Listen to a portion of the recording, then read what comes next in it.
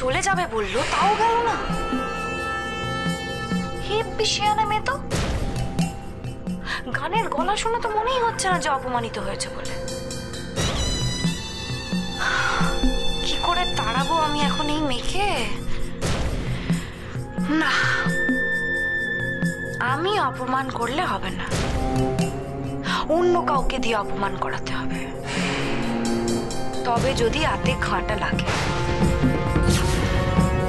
বকুল, না সোনামা, এটা হয় না সোনামা। আরে বাবা, হয় না মানে? আজ পয়লা বৈশাখ, পয়লা বৈশাখের দিন নতুন জামা কাপড় পরতে হয়। সোনামা, এত দামি শাড়ি আমার সহ্য হবে না, তুমি সরো তো, আমার গা কুটকুট করবে। করু, গা কুটকুট করু। না সোনামা, এটা হয় না, এত দামি শাড়ি পরে আমি এত পুজোর কাজ কি করে করব বলো? বকুল, শাড়িটা কে এনেছে জানিস তুই? কে সোনামা? ঈশান। সেটা কি করে হয় সোনামা? উনি তো আগের দিনই আমার জন্য একটা শাড়ি নিয়ে এলেন। আবার? ওমা, তাতে কি? আগের দিন একটা শাড়ি এনেছে বলে আবার আরেকটা শাড়ি আনতে পারে না?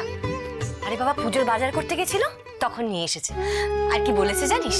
কি সোনামা? না থাক, তোকে বলবো না বাবা, তুই বিশ্বাস করবি না, দরকার নেই। আমি বিশ্বাস করবো সোনামা। সোনামা বলো না কি বলেছে, বলো না কি বলেছে। তুই নিজেই জিজ্ঞেস করে নিস।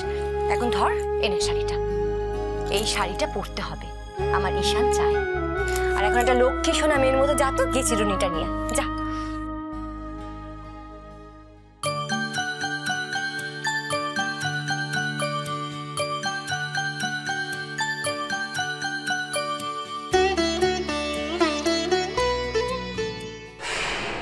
যাও বকুল, আয়নার সামনে গিয়ে দাঁড়াও, নিজেকে নিজে প্রশ্ন করো, এটাই কি সত্যি না? আসল ব্যাপার হলো এটাই বকুল, যে তুমি ঈশানকে ভালোবেসে ফেলেছো।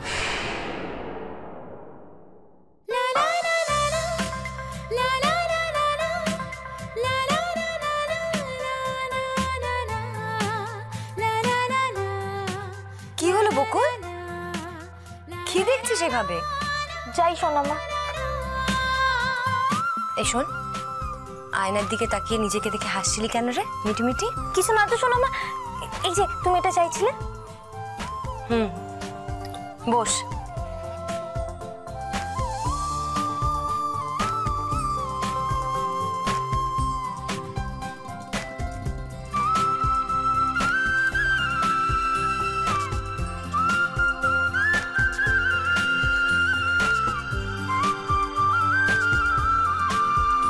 ঈশানের মনের মতো করে।